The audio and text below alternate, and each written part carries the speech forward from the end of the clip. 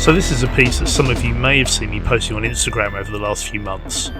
It's loosely based on Nyarlathotep from the H.P. Lovecraft stories. I say loosely based, I really do mean that, and that it doesn't really bear much resemblance to how the character is actually described in the books. But I have sort of taken inspiration from the Lovecraft stories in creating this. So in this video I'm going to go through the creation of this piece, because it's actually had quite a journey. The original idea I had for this is very far removed from how the sculpture actually ended up. So I'll be going through the various iterations of this character and the sculpting of the final piece.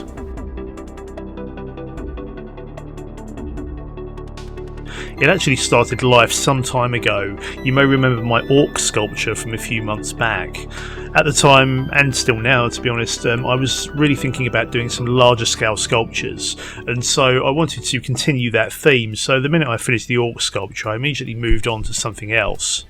Now, one of the issues that I tend to find a bit laborious with sculpture is the initial blocking out phase. So you need to sort of build your armature and start blocking out those basic forms so you can start getting to the point you need to with the sculpture that you have in mind. Now I figured that if I'm going to do another large scale sculpture, I can just use the existing sculpture that I have, shave the details off, and then just start using that as a basic form on which to work. So that's what I started doing with the orc sculpture, and the original idea for this was something completely different really.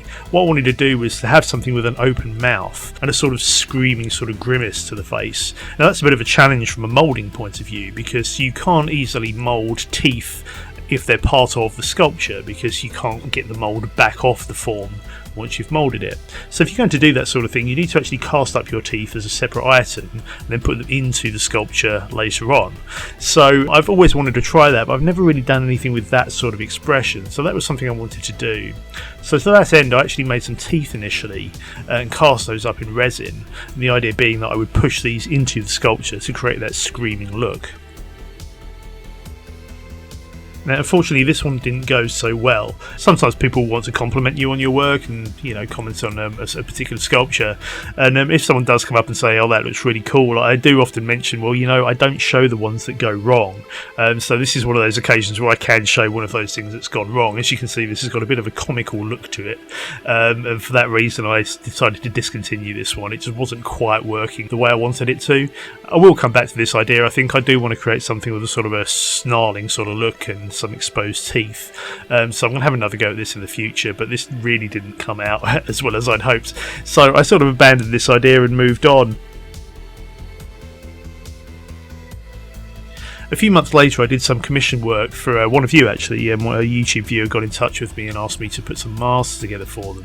Now in order to do that we used some silicone rubber. We got some really nice sort of skin-like effects with that rubber, so I started thinking, well, it'd be really cool to do a sort of an animatronic creature, something that can move and take advantage of the flexible nature of silicone.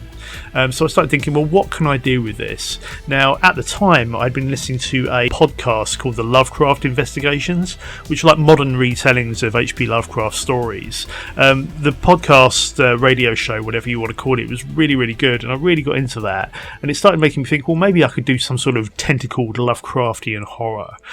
So that was what I started thinking about, and I had previously had a go at doing some tentacles. People who've been on my channel for many years, from a long time ago, may remember this video. I sort of looked at making a tentacle mechanism. So I started thinking, well, maybe I could have a go at doing that. So I started getting together a bunch of materials to try and make this work. So what I did was to get some materials together. I've got a long spring, and this is one of those things that you stick down the plug hole to unblock a sink. It's basically like a long spring with a handle on it. I found these things really, really useful. So what I was thinking is I can use this as a flexible core for a tentacle and cut down some of these acetal rods into sections to create the mechanism. So I had a go at this, and unfortunately I think what happened was, because I was doing this at a smaller scale, this type of mechanism doesn't really scale down. So while my previous version worked quite well, because that was quite a large piece, so there's quite a lot of space for the cables to flex around those individual sections that you can see. When I scaled that down and started using these individual slices of acetal rod, it didn't work quite so well. As you can see, the flexing is really happening at the base of the tentacle. The rest of the piece isn't really flexing quite so well. So that was a bit of a shame. I also tried some elastic for the interior as well, but again, I couldn't quite get this working. I've got some ideas as to how I can improve this, but because this wasn't working so well, I started moving away from this idea. But the idea of having a Lovecraftian creature still stuck with me. I did a few rough sketches of the sort of tentacled horrors I was thinking of making. That was just to get an idea of what they might look like. The original idea was that I might have a hard shell with a sort of Enochian runes in it. Enochian is meant to be the language of the angels, and you sort of find that in sort of mystical texts and podcasts and things. It's mentioned in the Lovecraft Investigation podcast, which is why I started looking into it. But I thought it'd be quite cool to have a hard shell with these sort of runes engraved in it, and then have a soft silicon body that could move with the tentacles.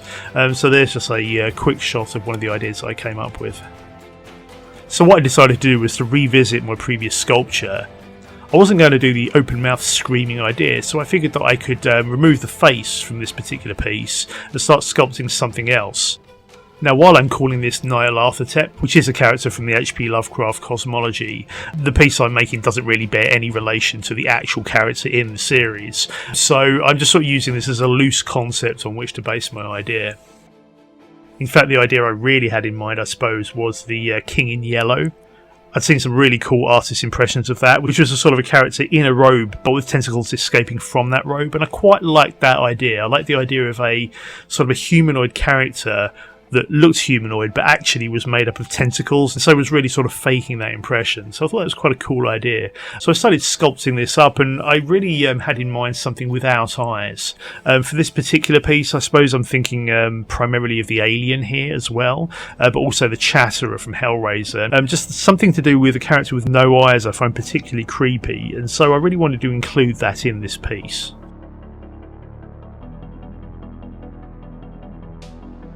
For larger sculptures, I'm finding this wire tool really useful for sort of cutting out large chunks of clay.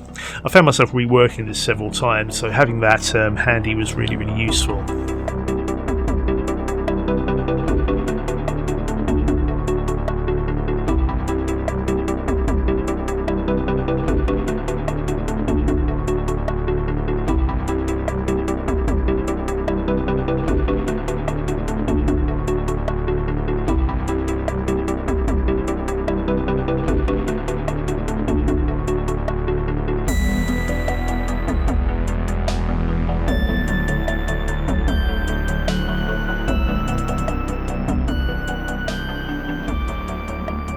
Now I got to a certain point with this sculpture where I'd sort of blocked out the main shape, and as you can see I've got the head and the torso in a sort of a recognisable position. But what I actually found was that having used the previous sculpture as a basis for this, what I found was that had actually constrained what I was doing.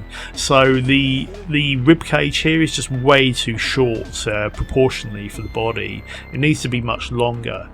So I actually found, although it was useful to have a base to build on, so I didn't need to do that from scratch, I actually found that it actually constrained what I was doing. So that's a disadvantage of using the approach that I'd actually taken there. So what I decided to do was just pull this apart and sort of rework that, and I think that's something you need to be prepared to do. That's something I've learned over the years, is that you can get quite far into a sculpture and maybe have added a ton of detail to it and done a load of work and spent hours working on it, but you need to be willing to pull it apart and start again if it isn't right. Now I could have taken the view that I've spent hours on this, days even, so I don't want to waste it, but it doesn't look right. It's not quite there. So if what you've got isn't right, even if you've invested tons and tons of time on it, I would always say pull it apart and start again, because doing it for a second time you'll always get a better result. And ultimately you can't persevere with something that isn't quite right for the sculpture, particularly if you're talking about proportions. No matter how detailed you make it, no matter how cool it looks, it will still look a bit off to the viewer, so you need to be prepared to do that. So that's what I did here. So I reworked the sculpture with exactly the same idea. I just lengthened it and sort of gave it a more proportional look, and I think that really benefited the sculpture overall. I've mentioned previously that a large part of working out the basic shapes of a sculpture involves rakes, and as you can see here I'm using a variety of different grades of rake to shape this sort of smooth head section. You start with rough grades and move to smoother grades as you go, and you can slowly sort of smooth out those shapes and get a nice organic flow to them. For For this sort of muscle-like detail, I was really thinking of the drones from Westworld. If you've seen that show, I think in season 2 they have these sort of 7-8 foot tall blank drones, which are sort of like versions of the robots which are characters in the series, but they're like blank versions, so they haven't had any personality added to them. So they have this blank face, but they have this really interesting muscle detail on the side. So I must admit I've sort of blatantly ripped off that detail and copied it for my piece. But I really like the design of these characters. I think that blank face just gives them a really creepy look, and I like the sort of sculpted muscle detail on the characters. So that's something I wanted to include in my piece as well.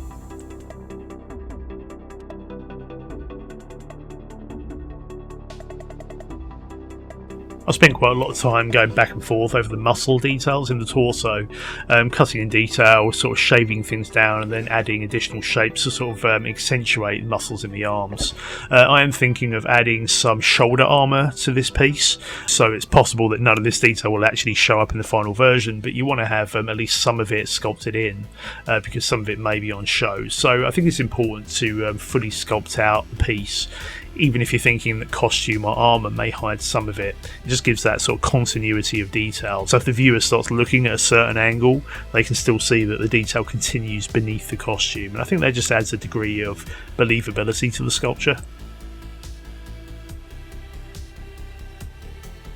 The sculpture's got this sort of grimacing look to it with teeth on show, and so because of that I wanted to have the look of tension in the neck, as though he was sort of grimacing and screaming almost. So I'm adding this tendon detail into the neck, and this sort of adds a look of tension to the piece.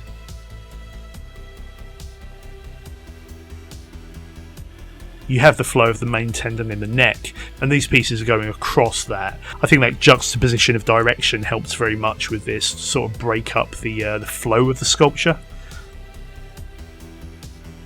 Once I've added the basic shapes and using a variety of rakes to move the clay around, it really helps to integrate those shapes into the overall piece.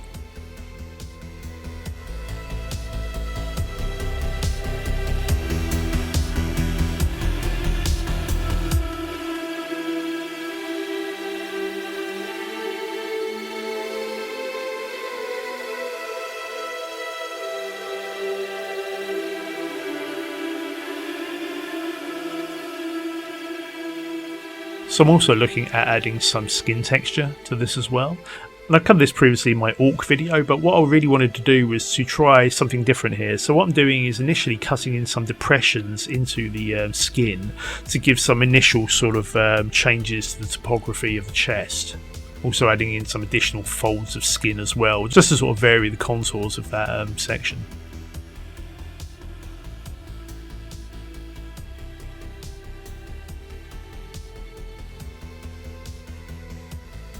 I've found that using a brush like this is really useful for smoothing out shapes in monster clay. I'm also using this silicone tipped tool to further smooth these out. Now once I've got my basic shapes in place, I can then put a layer of cling film over the sculpture and use this reticulated sponge to press into the clay. The sort of random shape of the sponge adds depressions into the clay, and that creates quite a nice natural look to it, and the degree of randomness really helps in sort of selling that organic look. You can further smooth that out with a brush as well to sort of try and bring these pieces together. So I'm hoping that this, in combination with the detail that I've already put into the clay, will add quite an interesting look to the skin. Now I may come back to this after a while, because there was a bit of a gap in me working on the sculpture. I actually sort of forgot exactly how I'd done the texture, so I think what I might do is actually clean all that texture off and start again, just so I can get a consistent look across the sculpture. Now up until this point I'd been thinking that I would be doing this in silicon. Because I'd originally decided to do this sort of tentacle creature that would be moving, I was sort of thinking in my head still, well, I'll just do the whole thing in silicon. It would be quite an interesting challenge, and then maybe give me the opportunity to add some additional sort of organic elements to it.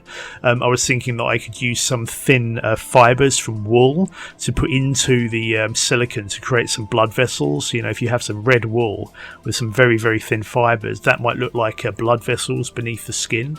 So there's some interesting things you can do with silicon that you couldn't necessarily do with resin. But after a while, I was sort of thinking, actually, maybe I want to do this in resin instead.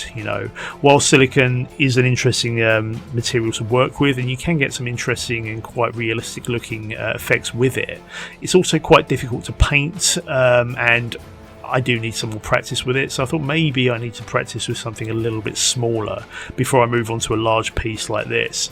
So I decided to actually do this in resin in the same way that I did my orc and zombie busts previously, but that left me with a bit of a problem. Because I'd originally thought that this would be a silicon puppet, I sculpted it in a very neutral pose. The head is looking straight forward, the shoulders are just in a sort of a neutral stance, so there's not really anything dynamic to the piece at all. And sometimes you don't need to do much, just having the sculpture look to the side slightly can really add a certain something to it, so you don't have to go too crazy with it. So what I wanted to do here, now that I've decided not to do it in silicon, is to actually have the sculpture maybe just look to the side slightly, just to add a slightly more interesting pose to it. The problem with it is that this is quite a large sculpture with some quite thick pieces of clay, so I wasn't quite sure how easily I could do this. So what I decided to do is start heating the clay up with a hairdryer. Obviously monster clay reacts to temperature and will melt the hotter you get it, so I figured if I could just warm the clay up a little bit, I could then twist the head to the side and hopefully get the pose I was after. Now, because this had been on the workbench for so long, I couldn't quite remember what the armature inside was like. So I didn't even know if this would let me rotate the head, but I needed to try.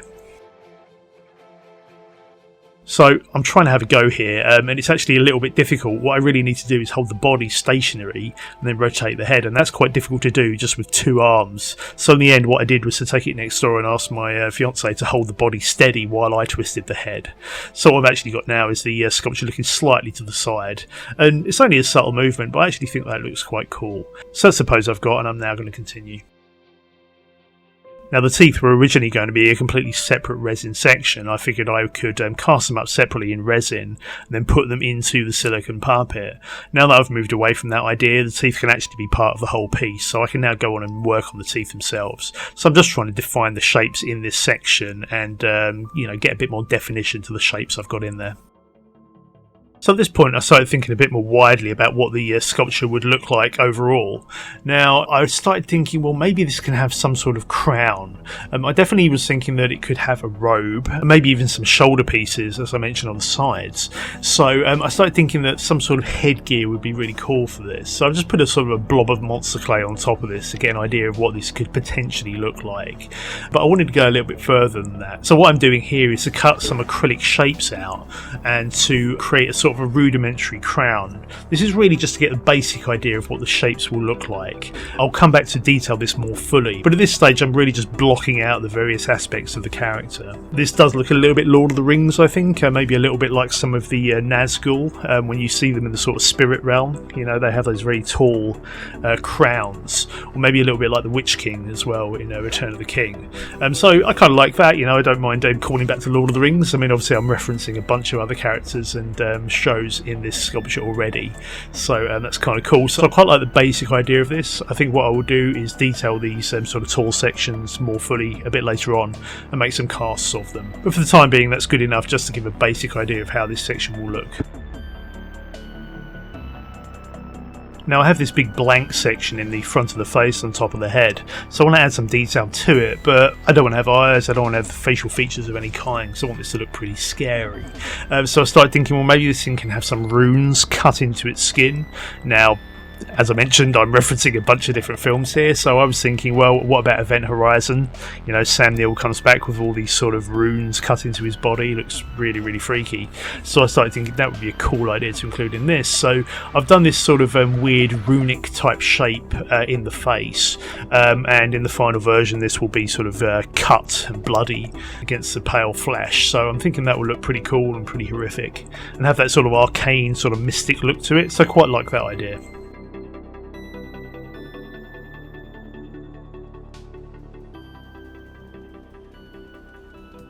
I decided to keep the same sort of exposed muscle look on the sides of the sculpture that I have on the sides of the head. So to that end I'm sort of sculpting in some rib detail with this sort of muscle fibre sort of stretched over it.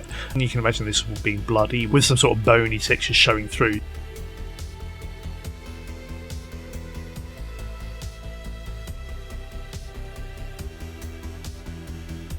Some of you may have seen the video that I posted recently about my exhibition at the Steampunk and Space event in the National Space Centre in Leicester.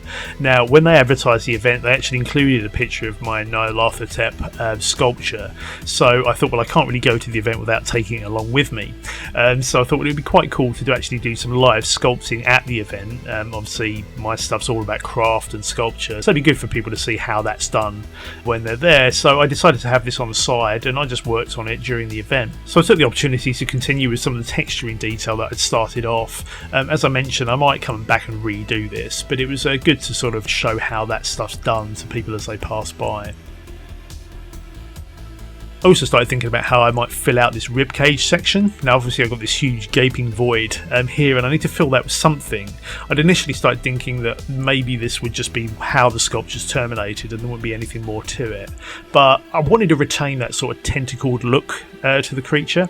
So I started thinking, well, what if the ribcage was just a mass of writhing tentacles? That would be very Lovecrafty and be quite an alien and kind of horrid idea. So I'm just blocking in some basic shapes here to try and get an idea of how this might look. Now, I quite like the idea of these tentacles sort of reaching out from beneath the ribcage. I do want to include some arms with this guy as well, so I started thinking, well, what if his arm was sort of coming up and the tentacles were sort of wrapping around his open hand? Now, I haven't got to it yet, but I think maybe when I do the hand, that's what will happen. It'll intertwine with the tentacles, and that will actually be quite useful from a mould making point of view. Now, obviously, I could make a mould of the hand separately and the tentacles separately and so on, but if you have the tentacles interwoven with the fingers, it means they're not sort of long, thin protrusions anymore, and it's more of a large object where you can probably get away with a single mould, as opposed to having several individual moulds for those long, thin pieces. So whenever I'm making stuff like this, I always have a mind to how the mould making process might evolve. You know, you don't want to sort of limit your creativity based on how the mould needs to work, but at the same time it is a consideration. So there's always a balance between those 2 points of view. So I'm thinking that might be quite a cool way of doing it, and I even thought maybe the hand could be holding his heart as an offering almost, and then the tentacles are wrapping around the hand and the heart. That way I've sort of got a roundish shape with some detail on top of it, and then sort of long thin arms. So that might be a way to do it, which would make an interesting idea, but also make it a bit easier to mould. So I'm quite liking the way that's looked, so I've refined some of the tentacle shapes a little bit there. So that's not a bad start for how this might ultimately look. Now, once I got back from the event, I decided to continue with this idea. So I started blocking out even more tentacles here. Now, I was running out of monster clay, so I ordered 3 more boxes of this. This guy's actually going to end up pretty big, I think. So what I'm doing is putting this stuff into the microwave so it's nice and soft to work with. I'm scooping out long sections with this loop tool and moulding those into tentacle sections. Now, something that I realised was that actually the stand isn't long enough for me to be able to do all of the tentacle detail that I want. So what I've decided to do is actually extend this with some more plumbing pipe, which is what the stand's made from. So I've just put a wooden dowel in the middle here, just to give it a bit more strength. And this thing's getting really, really heavy. There's already about 2 or 3 boxes of monster clay in it, and I'm adding even more. So this is getting pretty weighty. So what I've done is to put that dowel in there just to give it a bit more strength, so the whole thing doesn't collapse under the weight of the clay.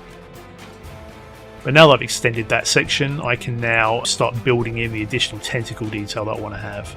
As you can see, I'm in shot here, so you can sort of get an idea of the scale of this guy. I hadn't intended it to be this big. These sculptures, the orc and the zombie and this guy, I guess they're around sort of they're maybe 2/3, something like that, so they're pretty big, but this guy has grown even bigger as I've gone, so yeah, having me in shot really gives an idea of how big this guy actually is. That's going to make the mould making process a little bit interesting, but it should be the same basic principle that I've done on previous sculptures, just a little bit bigger, so I'll have to be a little bit careful with it, but it should be okay. The final cast will be hollow, so that will actually make things much easier than the sculpture version, because it will be much, much lighter. So all of the blocking work I'm doing here is with heated monster clay that I've put in the microwave, and that's just really pliable and really nice to work with. Once I've got the basic shapes in place, I let it cool down, and then I've got a firm surface to sculpt against.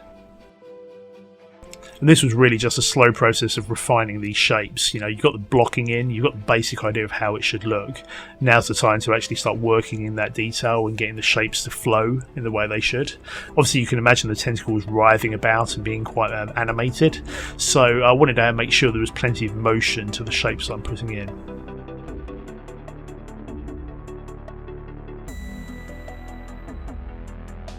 Right, so there we go. So this is where the sculpture is at the moment. Now, obviously it's evolved a fair bit from the initial idea, and there's still plenty to add to this. As I mentioned, I want to add some shoulder armour to this. I also want to add at least one arm. Originally I was thinking it might have 6, but that might be a bit too much mould making for me, but we'll see. But for the time being, this is where we are. So plenty to do in the next video, but for the time being, thanks very much for watching. I'll see you next time.